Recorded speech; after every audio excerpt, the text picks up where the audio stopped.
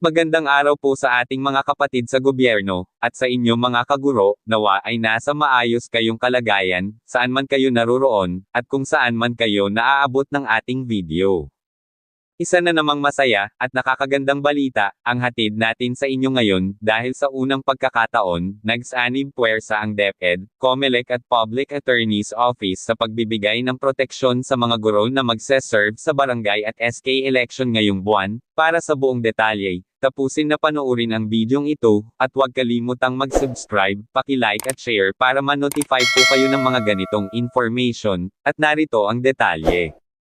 Nangako ang COMELEC na ilalabas ang honor area ng mga guro sa oras para sa Barangay and Sangguniang Kabataan Elections, BSKE, ayon sa ulat ni Stephanie Sevillano sa Philippine News Agency. Manila. Ayon sa Commission on Elections, COMELEC, ang mga guro na maglilingkod sa paparating na Barangay at Sangguniang Kabataan Elections or BSKE ay makakatanggap ng kanilang honor area sa tamang oras. Ipinahayag ng COMELEC ang kumpiyansa matapos pirmahan ang isang Memorandum of Agreement kasama ang Department of Education, at ang Public Attorney's Office upang tiyakin ang kaligtasan ng mga guro. Ang commitment natin baka hindi abutin ng 10 days din. Ibibigay natin on time yung lahat ng honoraria nila, ani COMELEC Chairperson George Erwin Garcia sa isang press conference. Ito ay bilang tugon sa kahilingan ni Vice President at Education Secretary Sara Duterte na, tiyakin na ang ating mga guro na maglilingkod sa halalan ay makakakuha ng kanilang timely allowances. Ayon kay Garcia, kailangan ayon sa batas na matanggap ng mga guro ang kanilang honor area sa loob ng 15 araw pagkatapos ng halalan.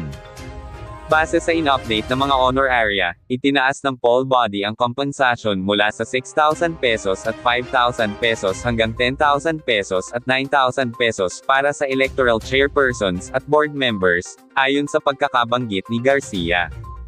Doon sa mga areas na may early voting hours, binigyan namin ng dagdag na 2,000 pesos across the board yung lahat na maglilingkod na mga guro, ani Garcia. Bukod sa mas mataas na honor area, tiniyak din ng COMELEC Chief ang 500,000 pesos na death benefits at 200,000 na tulong pinansyal sakaling magkaroon ng injury ang isang guro.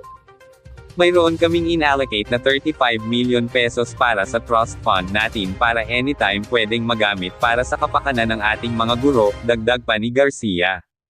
Si Duterte naman ay nagtaas ng mga gastos kaugnay ng halalan na kinakaltasan sa mga paaralan.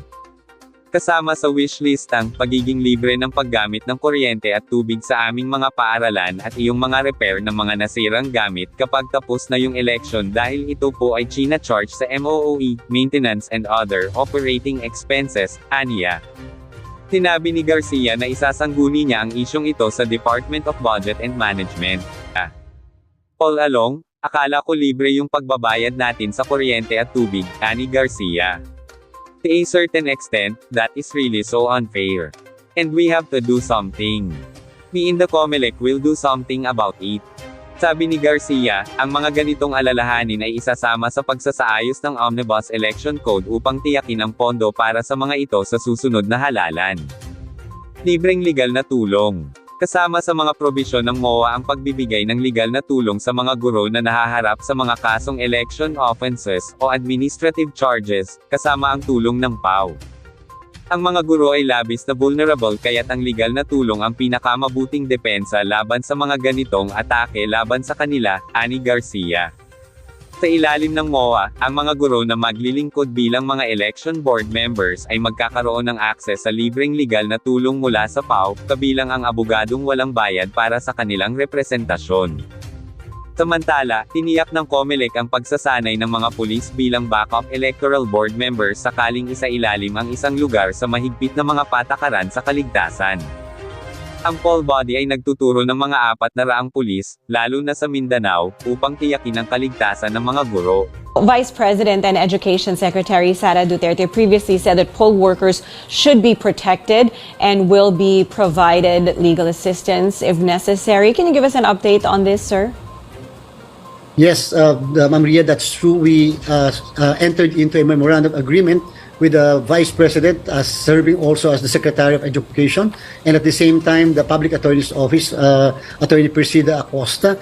And that memorandum of agreement will extend legal assistance to all our 846,000 electoral board members who will be serving on election day. Therefore, either they'll be filing cases against anybody who are harassing them, or cases will be filed against them by anybody who are even threatening them or their families. So we'd like to protect them, and we honestly believe that the best lawyers now in town are those who are belonging to the Public Attorney's Office. So we will easily give them support, not only financially, but likewise the legal assistance definitely.